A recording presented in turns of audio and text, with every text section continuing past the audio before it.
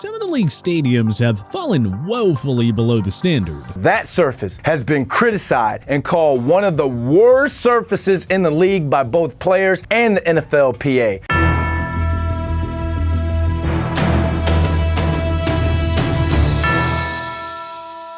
There are quite a few that have fallen so far behind that they have earned the dubious honor of making this list of the 10 worst stadiums in the NFL right now. Let's kick this one off with some low-hanging fruit. How about everyone's favorite punchline and least favorite stadium, FedEx Field, home of the Washington Commanders? The only positive thing to say about FedEx Field, besides complimenting the embattled fan base that has endured oh so much heartache there, is that Dan Snyder seems to, at long last, be on his way out of town. The new ownership group will have to find the very best of the best to eradicate the Snyder stank from his quarters in the stadium. Hey, all jokes aside though, it really has been one of the worst stadiums in the league for some time now. Chewing up and spitting out the knee of the franchise's best player in the past 25 years, Robert Griffin III, is somehow just a footnote in all of the dysfunction that has gone on over there.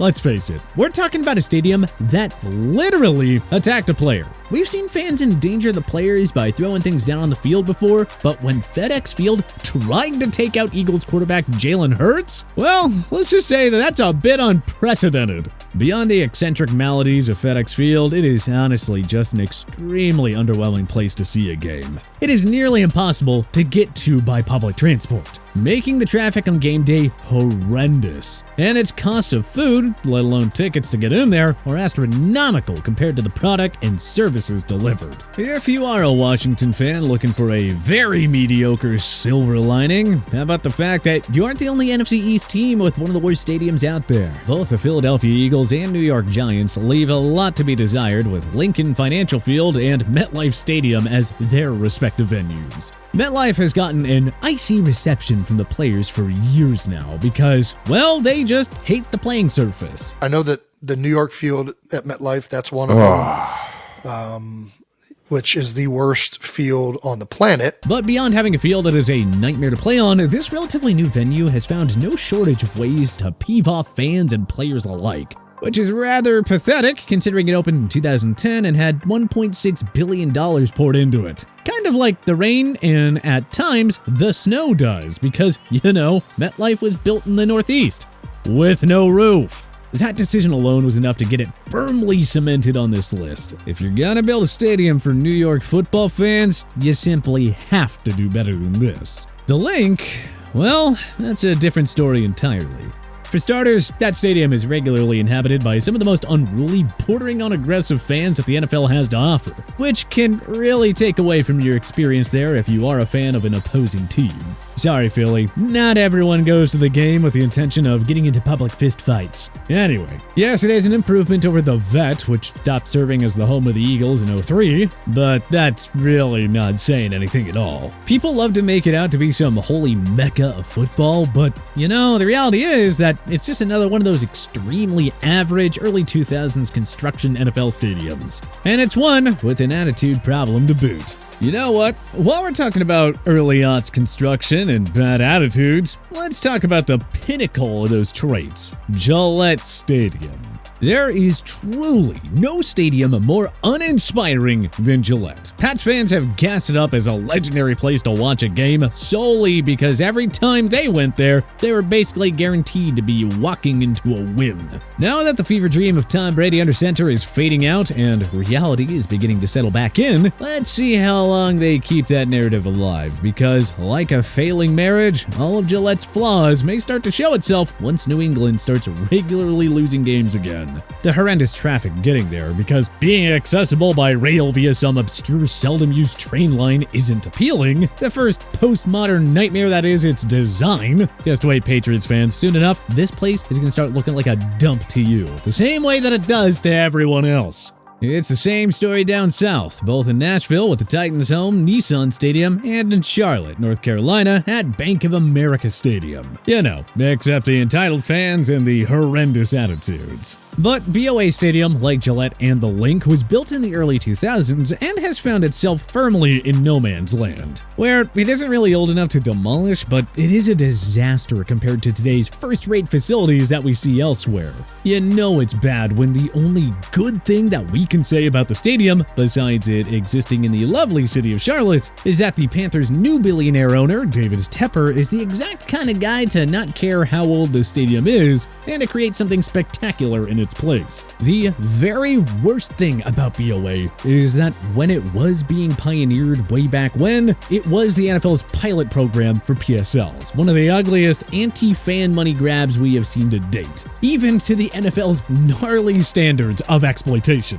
Nissan Stadium, on the other hand, well, for existing in one of the most entertaining cities in the US, it has very little going for it that would excite fans. There is damn near nothing in that stadium other than the general excitement of an NFL game that would otherwise entice a visitor to journey off to Broadway to visit Nissan Stadium. Even the Titans' own CEO has blasted it publicly, citing the disrepair that the city has allowed it to fall into. Nashville is supposedly the new Vegas, so maybe it should follow suit and build something comparable to Allegiant so fans actually want to leave the fun bars downtown to watch the games in person.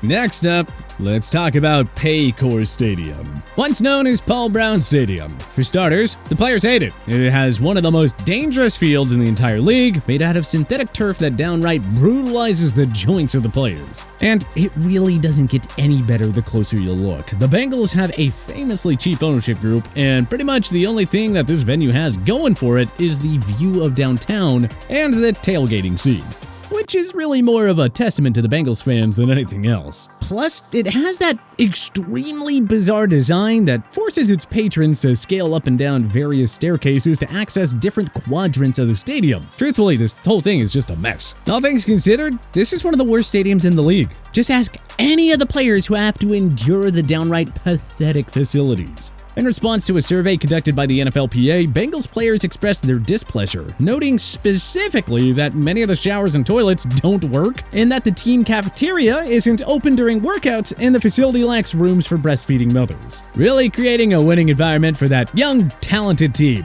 Well done, Cincy. Sticking in the lovely Buckeye State, the Bengals' AFC North brethren, the Cleveland Browns, also have one of the worst modern venues in the NFL today, Cleveland Browns Stadium. The facilities were built in the late 1990s, long before the good people at First Energy purchased the naming rights, which they've since lost for their involvement in a nuclear energy-related bribe. Yeah, you heard that right. Anyhow, corporate criminality aside, this stadium has bad energy in damn near every crevice of it. The Browns are one of 6 sad NFL teams to have not yet hosted a home playoff game in their current venue, along with the Atlanta Falcons, Detroit Lions, Las Vegas Raiders, Los Angeles Chargers, and New York Jets. Beyond the overwhelming sadness of the stadium itself, the design leaves a lot to be desired. It's made of primarily precast concrete, and renovations neutered the dog pound, the bleacher section that the team's diehard fans had turned into the highlight of First Energy Stadium. Not to mention the fact that the stadium itself doesn't even have its own public parking facilities. Fans need to use one of the adjacent unaffiliated lots. Look, all in all, Cleveland Browns Stadium is a pretty brutal place to see a game. Next up, we have TIAA Bank Field, home of the Jacksonville Jaguars, another stadium that has seen more than its fair share of losses over the years. What used to be a stadium equivalent of the Fun Parent with the pool and raucous vibes has aged about as gracefully as the actual parents seeking approval from hordes of teenagers drinking in their basement. It has had to endure embarrassing stretches in which the bleachers were tarped over and the local games were blacked out because they couldn't get fans to go to the game. The stadium also lacks a lot of the modern amenities that excite today's fans and make it a worthwhile destination for out-of-towners. They have announced that some serious renovations are meant to be taking place in 2025 and 2026, but until then, TIAA is gonna be a fixture at the bottom of the NFL Stadium Power Rankings. Alright, close your ears if you're the sentimental type, a diehard Bears fan, or both, because, well, we're finishing this list off with the legendary Soldier Field. Look, Bears fans love football, and they love their team. And Soldier Field has been their home for a long time. In fact, the Bears are on record for having played their home games here as early as 1926. But man, this place is a dump now. We have been talking about replacing it since the late 80s. And here we are, 40 some odd years later, still enduring it. From a fan perspective, the bathrooms are few and far between, and they lack the relative cleanness that you would expect out of a modern facility. Never mind the bare weather that terrorizes fans and players alike because of the lack of a roof. And don't even think about driving to the game. That parking lot is a nightmare. It isn't great for the players that have to trek out into the tundra either. It has gotten more than its fair share of criticism over the years, not just from opposing players either. We've seen Bears players speak out. The bottom line is, yes, you gotta respect the history, but maybe let's turn it into a museum that can be filled with history. And maybe bring something more modern to one of the NFL's biggest markets. But which NFL stadium do you think is the worst in the league right now? Was there anyone that we missed? Let us know in the comment section below. If you liked this video and learned a thing or two, clicking the like button helps out a ton. And hey, we appreciate it. If this is your first time coming around to TPS though, subscribing is a great idea because we put out videos like this every single day. But as always, thanks for watching and we'll see you guys next time.